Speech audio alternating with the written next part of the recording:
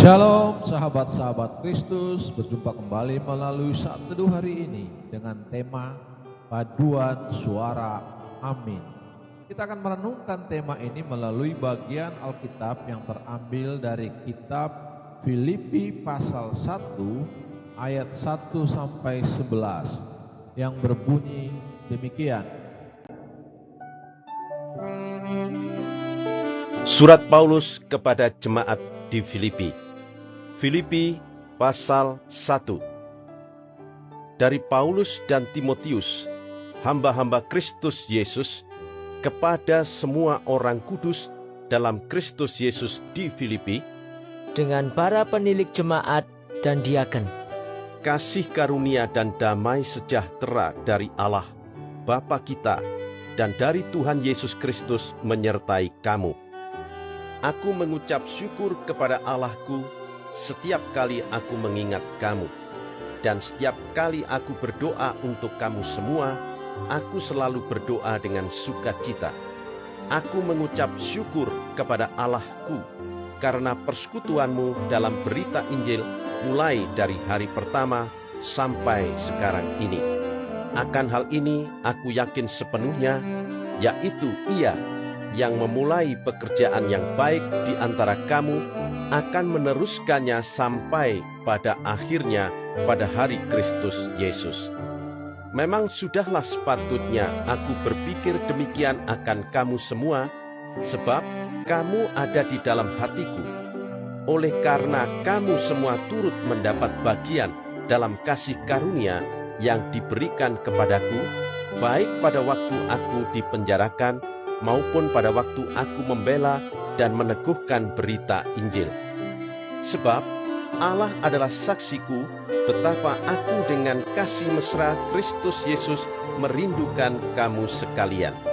Dan inilah doaku, semoga kasihmu makin melimpah dalam pengetahuan yang benar dan dalam segala macam pengertian, sehingga kamu dapat memilih apa yang baik, supaya kamu suci dan tak bercacat menjelang hari Kristus, penuh dengan buah kebenaran yang dikerjakan oleh Yesus Kristus untuk memuliakan dan memuji Allah.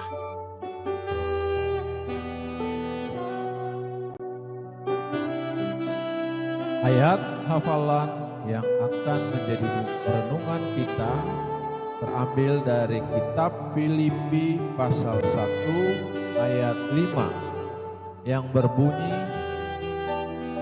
Aku mengucap syukur kepada Allahku karena persekutuanmu dalam berita Injil mulai dari hari pertama sampai sekarang ini.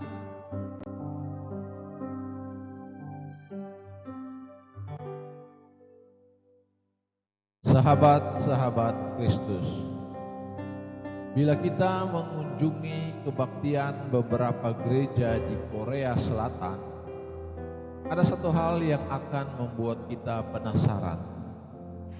Jemaat yang hadir berulang kali menanggapi pengkhotbah dengan kata amin.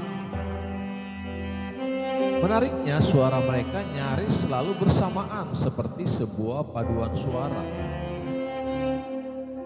Di Indonesia, tanggapan amin ada, namun umumnya sendiri-sendiri. Namun di Korea Selatan bisa demikian karena partisipasi nyata gereja-gereja Korea Selatan dalam pemberitaan Injil ke seluruh dunia. Semua gereja dari pelbagai latar belakang mendidik jemaatnya untuk mengabarkan Injil dan mendukung pekabaran Injil. Tidak heran ketika kalimat-kalimat khotbah berisi ajakan memberikan Injil, tanggapan spontan mereka pastilah amin.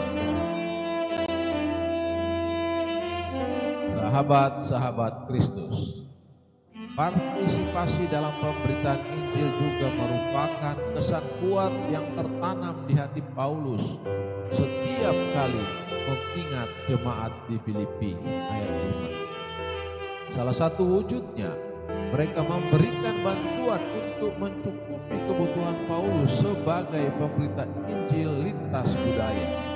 Lihat pasal 4 ayat 15, 16, dan 18.